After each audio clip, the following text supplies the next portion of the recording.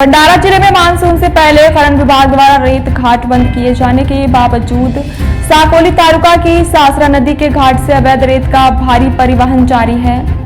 इससे किसानों के खेतों तक जाने वाले पांदन मार्ग पूरी तरह से क्षतिग्रस्त हो गए हैं।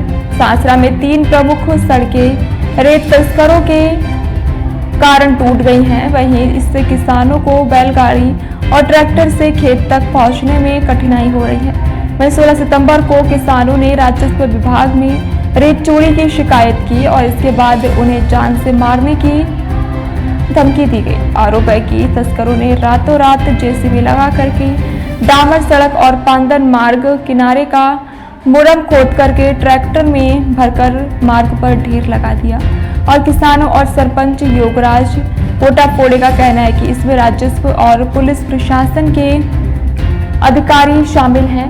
ग्रामीणों ने जिला कलेक्टर और पुलिस अधीक्षक से मांग की है कि रेत और मुरम तस्करी में शामिल अधिकारियों और अपराधियों के खिलाफ तुरंत कार्रवाई की जाए। भंडारा से प्रकाश नागतोड़े की रिपोर्ट। तर आपण भंडारा जिल्ह्यातील साकोली तालुक्यात येत असलेल्या सासरा या गावी उभे आहोत आणि या सासरा या गावातील शेतकऱ्यांच्या शेतावर जाण्यासाठी शेतबांधण रस्ता शासनाने बनवून दिलेला आहे, परंतु रेती तस्करांनी या नदी घाटातून रेतीची छोटी वाहतूक करून अक्षरशः या रस्त्या खराब केलेला आहे। तरी आपण पाहू शकता आणि रात्रभरातून या ठिकाणी जेव्हा रेतीचे काल ट्रॅक्टर अडवण्यात आले तर रेती तस्करांनी हा मुरुम रात्रभरातून महसूल अधिकाऱ्याच्या संगनमताने हा मुरुम सुद्धा चोरी करून या ठिकाणी टाकलेला आहे। तरी आपण या शेतकऱ्यांकडून जाणून घेऊया की हा मुरुम जो आणलेला आहे हा कुणी आणलेला आहे आणि कुठून आलेला आहे।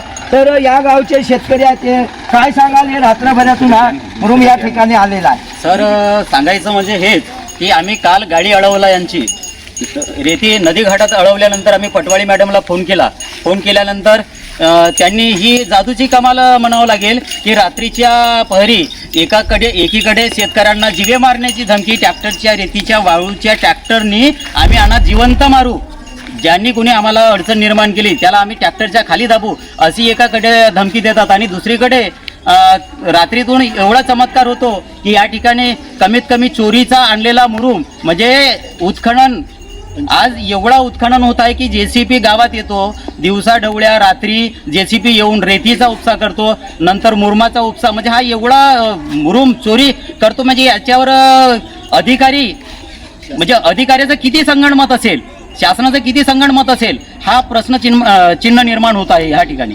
निश्चितच या गावचे सरपंच साहेब आहेत, आपण त्यांच्याकडूनही जाणून घेऊया या रात्रीच्या वेळेला सरपंच साहेब या ठिकाणी हा मुरुम टाकलेला आहे, तर हा कोणाच्या सांगण्यावरून टाकलेला आहे? याला सरपंचाला कोणतीही विचारणा करण्यात आली नाही ह्या मुरुमाबद्दल आणि रात्री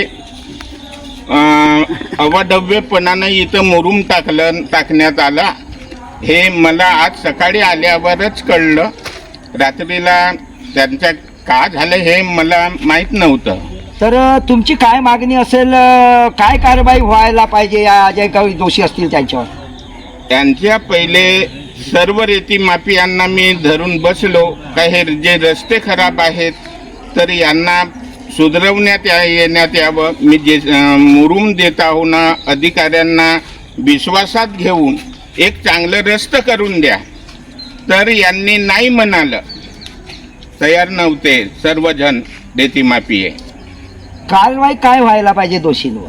आज आता येतं सर्वस्वी महसूल अधिकारी हे त्यांना अभय म्हणजे त्यांच्याकडून भयच नाही आहे त्यांना, हे सर्वस्वी रेती माफिये अधिक अधिकारी हे यांच्या संगनमतानं ह्या गावातील शेतकऱ्यांचे रस्ते रसातळाला गेले आहेत। काही महाराष्ट्र ग्रामीण रोजगार हमी योजनेतून तिकडचं एका पांदनचं काम करण्यात आलं, तिथं जो पुलिया बनण्यात आलं गावात नदी पुलियावर, तिथं जे थैल्यांचं गोटं बनलं ते ट्रॅक्टरमध्ये भरून त्या गड्ड्यात टाकण्यात आलं। आता त्या थैलीचा जो गोट लागेल त्याच्याहून बंदी जाईल का?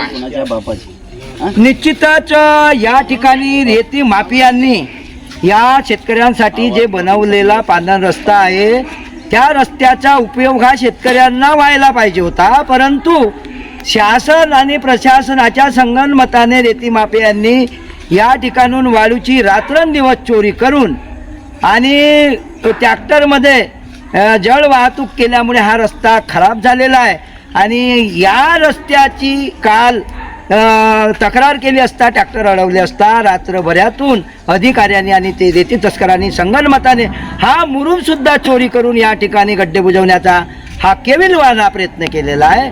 तरी शेतकऱ्यांची आणि येथील सरपंचाची अशी मागणी आहे की संबंधित जे दोषी अधिकारी असेल त्यांच्यावर कठोरात कठोर कारवाई व्हावी अशी येथील शेतकरी आणि सरपंचाची मागणी आहे. मी प्रकाश नागतोडे, आमची न्यूज मागणी मराठी, हक्काची, नाही कुणाच्या 24/7.